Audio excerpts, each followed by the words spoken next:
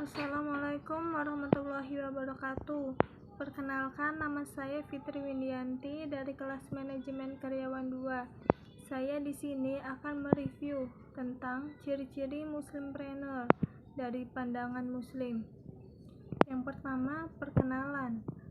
Perkenalan adalah kewirausahaan sebagai sebagian dari ekonomi dan Islam terkait dengan pencarian peluang di luar kendali. Sumber daya Islam selalu mendorong umat Islam untuk menjadi pengusaha yang inovatif dan aktif. Kewirausahaan sebagai bagian dari ekonomi dan bisnis Islam terkait dengan pencarian peluang di luar kendali sumber daya. Usaha dan kegiatan wirausaha harus dilakukan sesuai dengan pedoman yang telah ditetapkan dalam hukum syariah seperti halnya kewajiban agama ibadah dalam Islam. Yang kedua, Islam dan etika. Etika berasal dari kata Yunani ethos yang berkembang menjadi ethique, dalam bahasa Prancis ethique, dan etik dalam bahasa Inggris.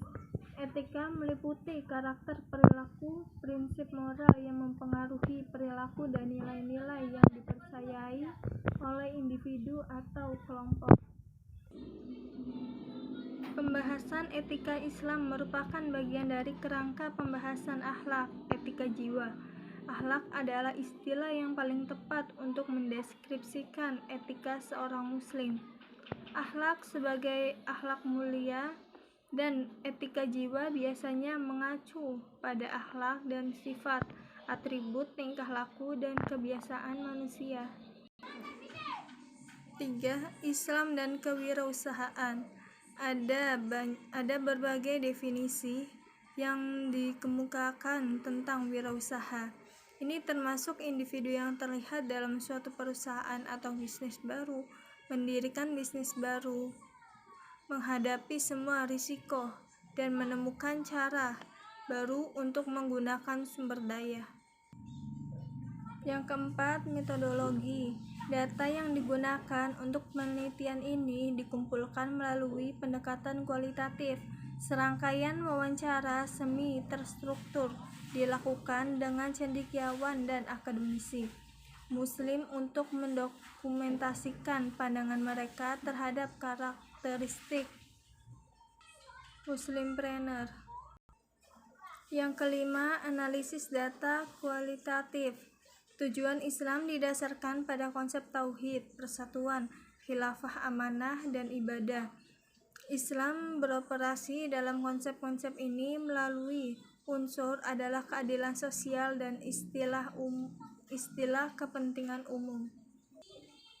Yang termasuk analisis data kualitatif. Yang pertama, etika, moral, dan akhlak.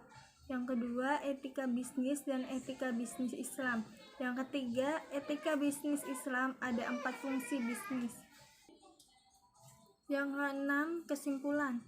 Kesimpulan kode etik Islam multidimensi, jangkauannya jauh dengan komprehensif.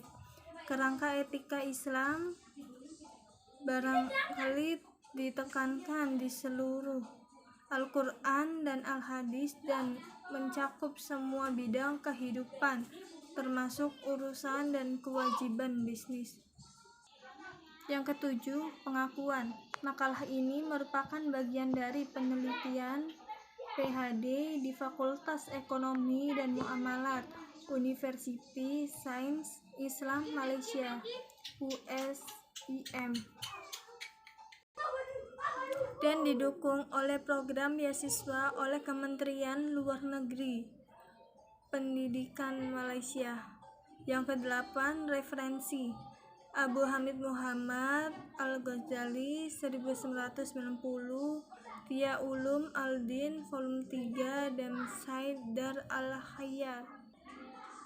Sekian review dari saya, kurang lebihnya mohon maaf.